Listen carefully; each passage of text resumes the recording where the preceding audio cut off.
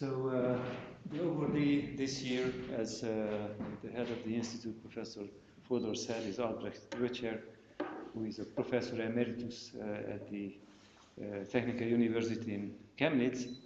And the text of the appreciation is this one. So Albert Böttcher is an outstanding and leading researcher in various fields of operator theory, especially in those of singular integral operators and Toeplitz operators.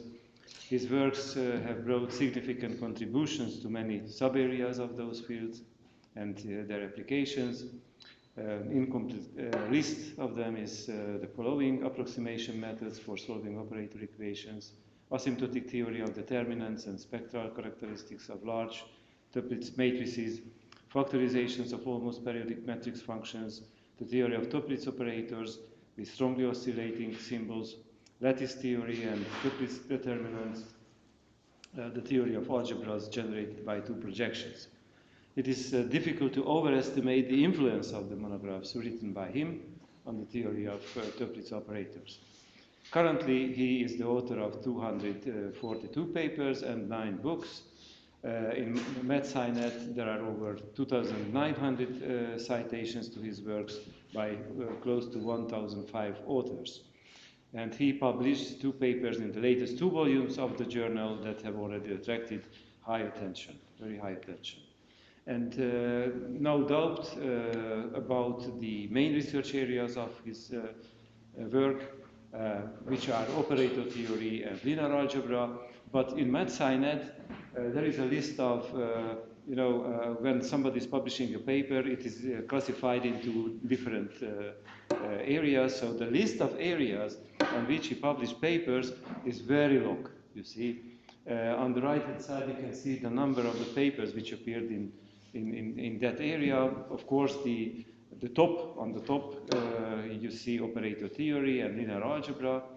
But also you can see even number theory, then combinatorics, statistics. So his activity is really, really wide-ranging. A short vita follows. He won silver medal at the International Mathematics Olympiad in 1973 in Moscow. Then he was a student of mathematics in Chemnitz. After getting the diploma, he went to Rostov and was a PhD student there. He obtained a PhD or candidate degree. In Hungary, we called it candidate degree in 1984. And after returning back to Germany, he worked at the Technical University in Chemnitz, and from 2002 he's an emeritus there. He visited several places, very long list of places and conference talks he gave all around the world. The list would be way too long to present here. I just checked whether he was in Africa. The answer is yes. Whether he was in Australia, the answer was again yes. So it's a very huge list, and his work was honored by Alfred Krupp Prize for Young Professors in '93, and also received, I will have difficulties to pronounce this name, Ferrand Sanyer y Balaguer Prize, who was a Spanish mathematician. And there is a prize named after him, and for his monograph, Cardozo-Curse, Muckenhaupt weights and Toeplitz operators, which is a joint work with Yuri Karlovich. He received this prize in 1970. Also, his editorial activity is very wide. His editor, the book series of operator theory, advances and applications. This is a very famous book series in operator theory. and editor of integral equations and operator theory, and several other well-respected, highly respected journals, and also editor of a number of conference proceedings, special issues of journals. Okay, so as mentioned, he is the author of 9 books, so here are the pictures of the books, and what I noticed that in the beginning he published a book every 6 years, something like that. And after that, sped up and published books every second year or so. Yeah. And then, as an appreciation of his mathematical work, on the occasion of his 65th birthday, a book was dedicated to him, written by, the chapters written by other leading researchers of his fields. Okay, and now some words about his mathematical results. I decided not to try to give a general overview because his research activity is so wide-ranging that it's impossible. So what I decided is to consider those 2 papers what he published recently in our journal and the areas around behind them. So the first topic is the asymptotic theory of spectral characteristics of operators, and the basic question here is that how do the spectral characteristics of compressions of a boundary linear operator behave as the size of the compression increases to infinity. And there is I don't know if you can see this or not, a paper, fundamental paper written by him on this problem, which is his second most cited paper actually. The title is Pseudospectra and the Singular Values of Large Convolution Operators. And here the content is the following. So given an L infinity function on the real line, the corresponding Wiener-Hopf operator is a boundary linear operator on the L2 space over the positive half line, and given by this formula. And those operators are important because as particular examples, they include convolution type integral operators, which are one of the fundamental classes of integral operators. And then the truncated Wiener-Hopf operator is this W tau A, and this is just the compression of the original Wiener-Hopf operator onto the subspace, which is the L2 space of the interval 0, 0 tau, where tau is a real number. And using C-star algebra methods and tools, he applied that kind of tools to the study of the spectral behavior of large truncated Wiener-Hopf operators, and showed that the pseudospectra, this is an interesting thing, that the spectra do not, but the pseudospectra, which is a larger set than the spectra, and the singular values of large truncated Wiener-Hopf operators tend or mimic the pseudospectrum and the singular values of the original operator, Wiener-Hopf operator. And the other kind of operators which I would like to speak about, this is his main expertise, the Toeplitz operators or Toeplitz matrices. Toeplitz matrix is a matrix of that form, so in which each descending diagonal from the left to the right is constant. And such matrices arise in many different areas, in theory and also in applications, in problems, where some sort of shift in variance occurs in terms of space or time. Typical problems where such matrices show up: numerical solutions of certain differential equations and certain integral equations, computation of spline functions, time series analysis, signal and image processing, Markov chains and queuing theory, and polynomial and power series computations. And for that reason, no surprise that Toeplitz matrices and operators belong to the most intensively studied classes of matrices or Hilbert space operators. Anyway, in our ACTA, 88 papers related to the topic were published. And here is his paper joint. No, this is not the joint paper, that's the other one. The title is Entries of the Inverses of Large Positive Definite Toeplitz Matrices, and a few words about the paper which appeared. No, this is, the direction is not correct. Sorry.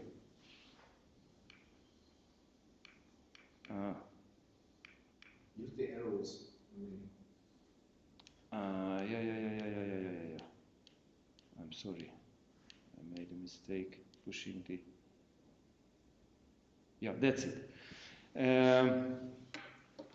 And a few words about the paper. First of all, it appeared as an expository paper in the 100th anniversary issue of ACTA Szeged.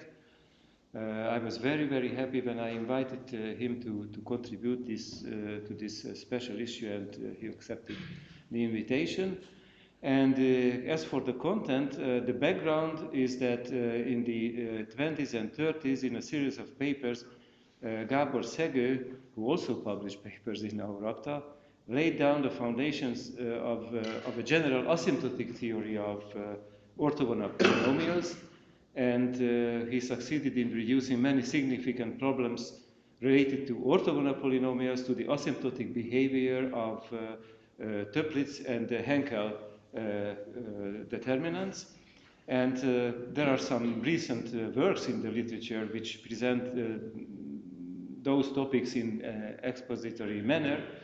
But there is another aspect of Szegő's works which concerns the analysis of positive definite Toeplitz matrices, and in that area such an expository paper has been missing before, and the paper by Professor Böttcher nicely fills this gap.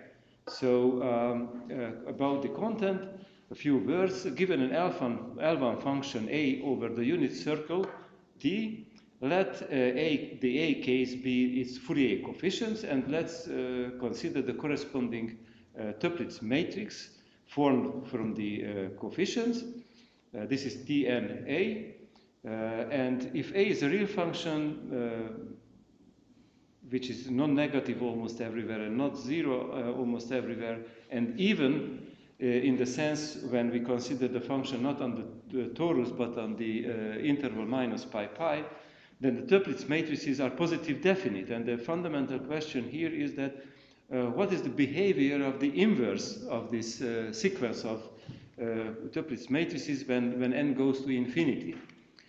And here is an example which I copied from this paper. So if Tn is of this nice form, then also the limit of the inverses is of this very nice form. The computation of that is not so simple anyway. And there is a general result, and it shows that if not only A, but also the logarithm belongs to L1, so it's an L1 function, then for each fixed m, the upper left and the lower right m times m principal submatrices of the inverse of this series of Toeplitz matrices converge to certain finite limits, and the other two submatrices, m times n submatrices in the upper right and the lower left corners, converge to the zero matrices. And as for the lower right corner, in certain particular cases, the precise asymptotic behavior can be described, and it is explained in that paper. And the other paper concerns another quite different topic, which is the two-projection theory. And the original problem comes from a very nice, at least to my taste, very nice geometrical problem, namely, how can the geometric figure made by a pair of non-trivial linear subspaces in the Euclidean space, let it be a three-dimensional space, can be described up to Euclidean congruence? The answer is very easy. We need the dimensions of the spaces and just the angle between them. Okay, that's fine, but what about higher dimensions? If we are staying still in finite dimension, then the situation is not very much more complicated. The fact is that one angle is not sufficient. We need a system of angles called principal angles. They are defined in the way what you can see there. This is a recursive definition. And if you know the dimensions and if you know those angles, then the mutual position of those two subspaces is completely up to unitary or orthogonal transformations is described. Okay, but here comes the question, what about infinite dimension? So what about infinite dimensional Hilbert spaces? In that case, the space, so if we have M and N closed subspaces of the Hilbert space, then H decomposes into the orthogonal sum of 5 subspaces. 4 of them are trivial. The intersection of them and the intersection of one of them with the orthogonal complement of the other one and the intersection of the 2 orthogonal complements. Okay, but usually this is not the whole space. They don't generate the whole space. The interesting part is the orthogonal complement of the orthogonal sum of those 4 subspaces. So the question is what happens in the rest part of the space. And so let's say that 2 such subspaces are in generic position if all those non-very interesting subspaces are 0. And for the description, we need the identification of closed subspace, the identification between closed subspaces and projections. So on one hand, we have those 2 subspaces. On the other hand, we have the corresponding projections onto those subspaces. And of course, those projections describe completely the corresponding subspaces. So there is a famous result due to Halmos, which says that the projections, those projections, can, up to unitary congruence, be completely described by operator matrices. So they can be written of those forms, where C and S are, there's a condition for those operators C and S, injective positive contractions on a Hilbert space K such that the sum of their squares is the identity. And this is a very famous result due to Halmos and motivated a lot of further research. One of the biggest achievements is the extension of this result about projections to the context of idempotence in general Banach algebras. Roche and Silberman and Gochberg and Krupnik obtained such results, I mean the first such results. And there is a paper by Professor Böttcher and Ilya Spitkovsky, which appeared in Linear Algebra and its Applications. And in that paper, they surveyed those theorems and also the developments of the research in that direction. So this is a beautiful survey paper. And actually, this is his most cited paper. So in the MedSciNet, 86 citations, in Google Scholar, over 160. And it has a vast references. It contains more than 100 items. So this is really a good survey paper. And before presenting the main,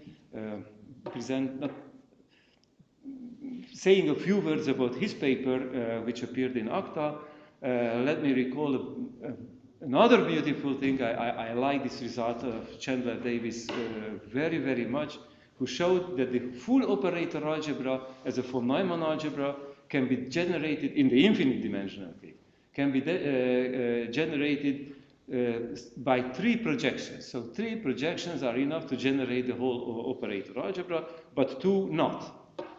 And this is, as I said, that this is due to Chandler Davis. And I just checked, he also published 8 papers in our ACTA. And this paper, the latest paper by him, and also this is a joint paper with Ilya Spitkovsky. The title is Core Invertibility of Operators from the Algebra Generated by Two Orthogonal Projections. Here, in the von Neumann algebra generated by two projections, they investigate various algebraic properties, namely the different kinds of invertibility, different notions of invertibility, among them inner invertibility, Moore-Penrose invertibility, Drotzin invertibility, group invertibility of elements. They give precise characterizations of those different kinds of invertibility. They present formulas for the inverse and also describe the cases when two different kinds of inverse, so the inverse in two different kinds are the same. And the paper has already been accessed. This is a brand new paper, so it appeared this year, but was accessed by over, I just checked, over the 1,000 readers. So this is a really huge number. We cannot speak about citations because it just appeared, but for sure there will be a number of citations to this paper. And this is all what I wanted to say, so thank you so much.